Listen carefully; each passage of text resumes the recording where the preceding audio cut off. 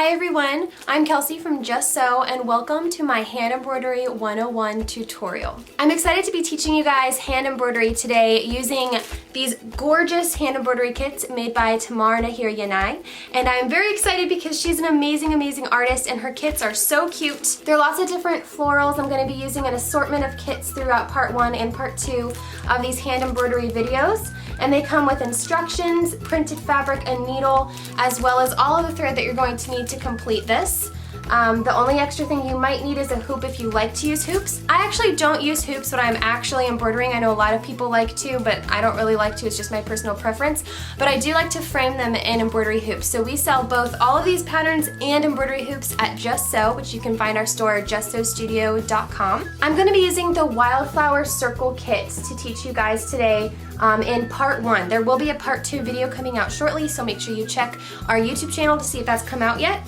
In today's tutorial, we're going to learn 8 different hand embroidery stitches, including a French knot, lazy daisy stitch, straight stitch, fishbone stitch, stem stitch, running, fly, and back stitches. We're going to cover all of those in today's tutorial, so let's jump right in. Okay, so when you purchase one of these kits from us at justsewstudio.com, this is what it comes in.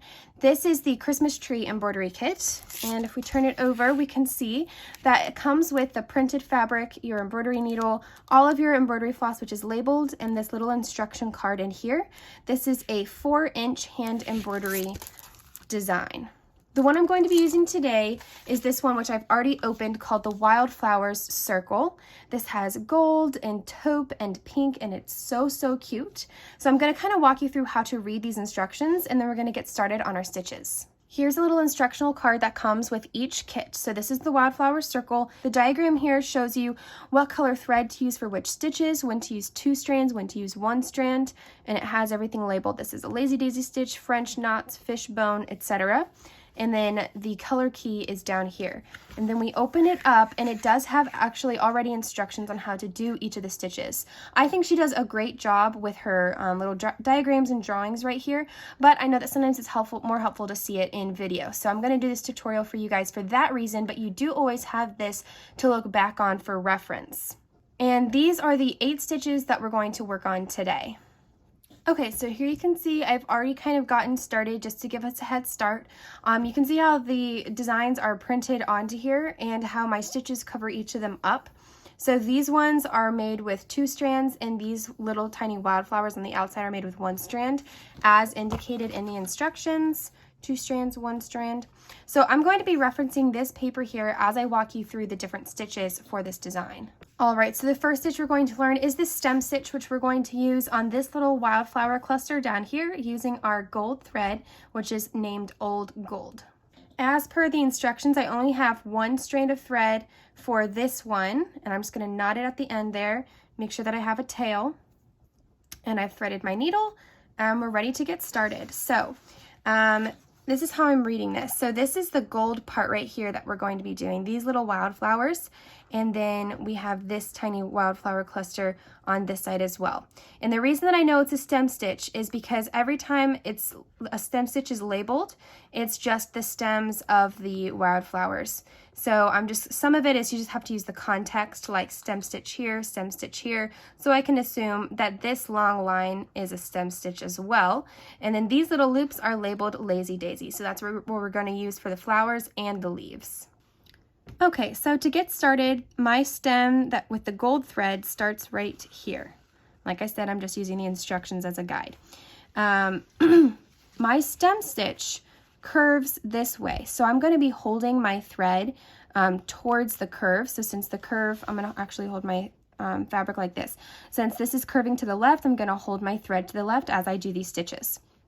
So for a stem stitch, what I'm going to do is picture about this size to be the size of a typical stitch, okay, just a standard single stitch. I'm going to go 2 stitch lengths away, put my needle down, and I'm going to come right back up in the middle. So I put my needle into the fabric 2 stitch lengths away from where my thread is coming out. And I'm going to stick my needle back up halfway through. I'm going to pull that. And as you can see, because I was holding my thread to the left, that is where my loop is created. I'm just going to pull it through And that's how you make your first stitch when making a stem stitch. And as we continue, what we're going to do is put our needle in 1 stitch length away from where the thread is coming out right here, and poke it back up in the same hole that this thread is coming out of.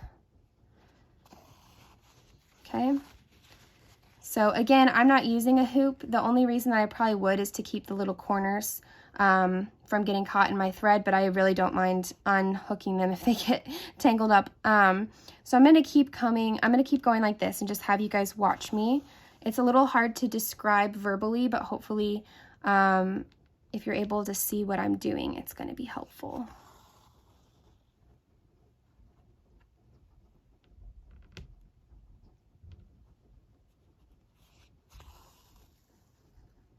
And I'm just going to be doing that all the way up. But what we're doing here is we're creating creates the illusion of a solid line, just like you can see my completed one right here. This is a completed stem stitch that I already did. But it's curved, and so instead of doing a bunch of back stitches, it's kind of giving the illusion of one solid line. But this is the kind of stitch we'll do when doing any type of curved line and stems, mostly in flowers. This is a great stitch to use. So you can see my thread is coming up right here, but my stitch is kind of gone a little bit further, and so I'm going to go 1 more stitch length away and stick my needle back up in that same hole until I reach the end of my stem. Okay, and as we're getting to the end, you can see that my stem ends right here. So instead of coming down and coming back up right here like I normally would, I'm just going to go down. And now that stem has been completed. So I want to continue to do a stem stitch for both of these lines, as well as this line and this one right here. So I'm just going to go ahead and do that real quick before we move on to our lazy daisy stitch. To start my lazy daisy, I'm going to poke up my needle at the base of the loop. So it's a little teardrop shape that we're creating. So I'm going to poke up my needle at the tip of the teardrop shape. And we have 3 in a row here, but we can do just 1 for these leaves later on. This one we're going to do 3 in a row to create the illusion of a flower here. So the way that you do a lazy daisy stitch is I'm going to loop my thread around to create kind of a circle around where I'm stitching. So you can see I'm holding it in place with my thumb. I'm going to stick my needle back out of the same hole it just came out of.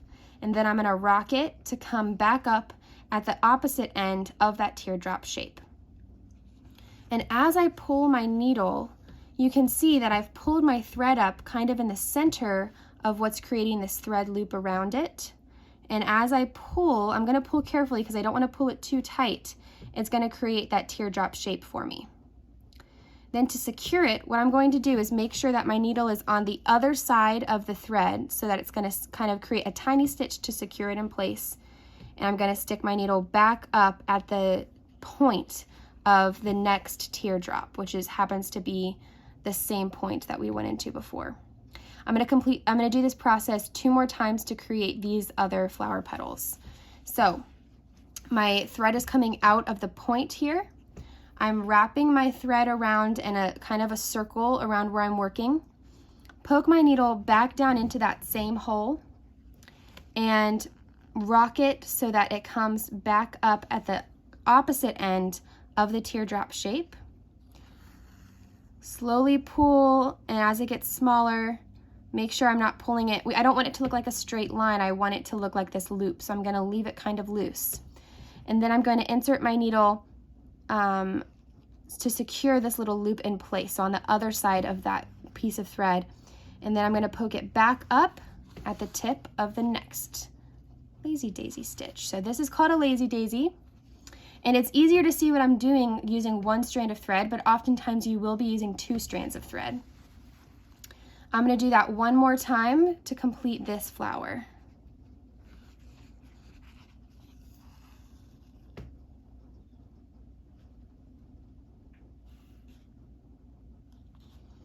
Okay, so as I complete this flower, my next loop, I don't know if you can see it on camera, but my next loop is right there, and I just need to do 1 of them to create a leaf. So I'm going to poke my needle up at the base of that leaf, right where it joins with the stem. And I'm going to do that same thing to create one loop this time for a leaf shape. And then I have one more leaf down here. Okay, for the last one, I'm just gonna poke my needle down and pull it through the back side of my fabric so I can create a knot. And there we have it. The next stitch we're going to learn is the straight stitch. Now what I did is I created the stem of this plant with a stem stitch, and I'm going to complete these little tiny branches with a straight stitch. Now what a straight stitch is basically just going from point A to point B. It's the simplest one. So what I'm going to do is my thread is currently coming up at the base of this little branch. I'm going to put it in at the base of where these three little sprigs come out, and I'm going to poke it out of the tip of one of those little branches. Oh, and I also switched to another thread color, which was beige gray. So now that I've created the base of this branch, I'm just going to come from point A to point B and stick my needle back up at a different point A. Down to point B, and then stick it back up to point A. So you can see it's basically just 3 little stitches. There's nothing fancy about it. Now as I'm going in here, I've created these 3 branches. I'm going to stick my needle down, and I'm going to come back up to my next set of branches that I'm going to complete.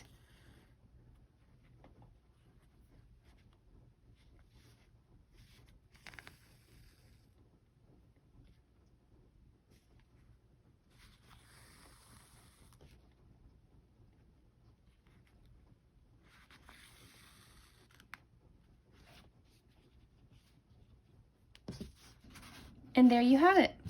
Very simple. All right, this next stitch is called the Fishbone Stitch. It's the one that's used for all of the densely stitched leaves. So to start the stitch off, I'm going to poke my needle out the tip of this leaf. So you can see at the very top, the point, I'm gonna bring up my thread there.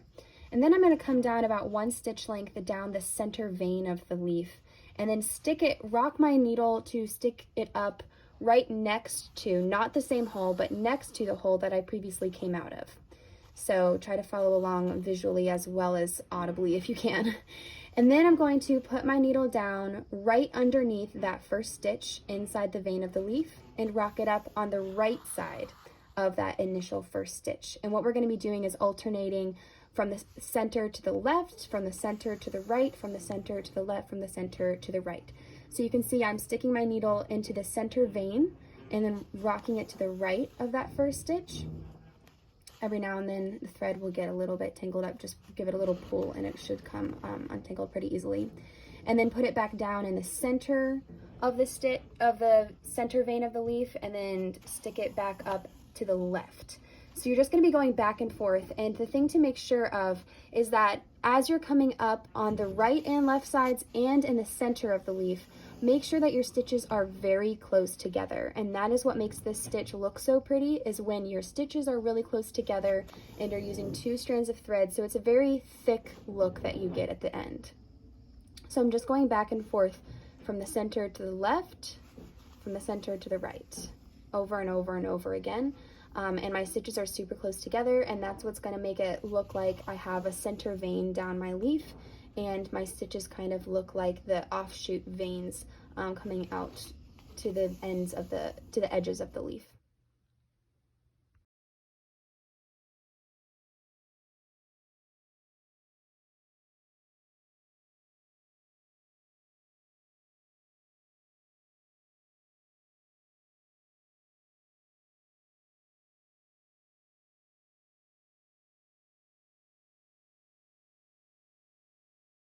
Okay, the next stitch we're going to learn is a French knot, which is what I've already done one right here. I'm going to come up from the bottom of my fabric onto one of these little dots. That indicates a French knot. And I like to do this part on a surface, so if you're sewing on your lap, maybe move over to a table for this part. It makes it a little bit easier.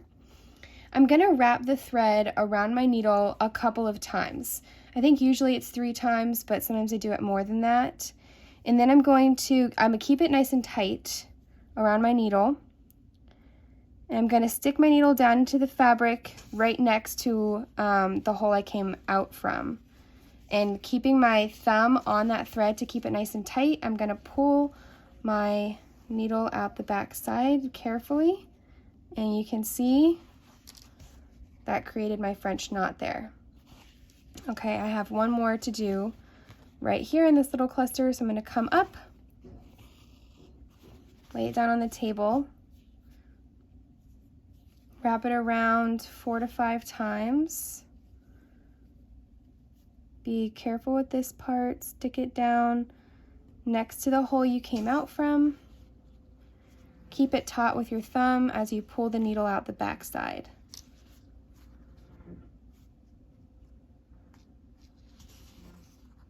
Okay, I don't know if you saw what just happened there, but my knot actually got like sucked onto the back side with my needle, but I just pulled it back out the top. So that could happen, and then you might just have to try again. Oftentimes what I found with French knots is I do sometimes have to try it twice in one place before it looks right, but I'm pretty happy with that result. Okay, these next few particular stitches aren't actually used in this design, but the instructions for them are still in this instruction book, so I thought I'd go over them anyways. The first one is a running stitch, which is a pretty typical hand sewing stitch. So I'm just going to show you on the extra scrap of fabric at the edge here. My running stitch is basically just going to be me coming up out of the bottom. And the biggest thing that matters with this stitch is that your stitches are all the same length, and your spaces are all the same length. So usually I make my spaces the same length as my stitches. So I'll show you what I mean by that. So I'm just going to put my needle in about this far away, if you can see that. And then I'm going to come up about the same length away from where my needle is down. So when I pull it through here, my stitch here and my space here are both about the same size. And I like to rock my stitches, so that means just instead of pulling my needle out the back, I put my needle down and then I put it back up. So I'm only working from the top of my fabric.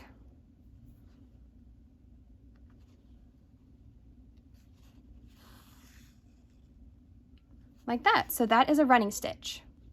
Next up, we have what's called a fly stitch. This is often used in some of Tamar's kits when we're creating leaves or branches and stuff like that. So it's not used in this one, but it is a common one when creating a branchy look. So what we're going to do here is I'm going to stick my needle up, and then I'm going to hold my thread down, and I'm going to stick my needle down. What we're doing is we're going to create a V here. So if the tip of the V is here, or if the point of the V is here and the tip of the other end is here, I'm going to stick it out, stick my needle down at the end of my branch, and then here, which would be the base of my branch, if that makes any sense. It's a little bit easier to just show, but I'll try to tell you guys as I'm working. And what this is doing is it's similar to the lazy daisy stitch, where I'm actually catching it here and creating that V stitch. And I'm just going to make sure that I'm putting my needle down on the outside of this V to secure it. So that's a fly stitch. I'll do that one more time to show you guys. Again, it's a little hard to explain verbally. It's a little bit easier to show, but hopefully you can get the gist of it. So I'm coming up here, coming down at the, what do we want to call that? The end of one of my branches, and coming out here at like the base of it maybe to create that V. And then I'm going to secure it by just creating a tiny stitch at the end. So hopefully that gives you an idea of how to make a fly stitch. And the last stitch that we're going to learn today is also a very common one, and it's called the back stitch. So what we're going to do is just stick our needle up at any random point here on the scrap edge of my fabric, and I'm going to go behind where I just came up and rock my needle forward. Okay, so I've created a stitch and a space. Now how I'm going to continue this stitch is by putting my needle down right where it meets this other stitch and rock it back up again. You can see that the distance between my needle and the thread in my needle at both of these points is about the same length.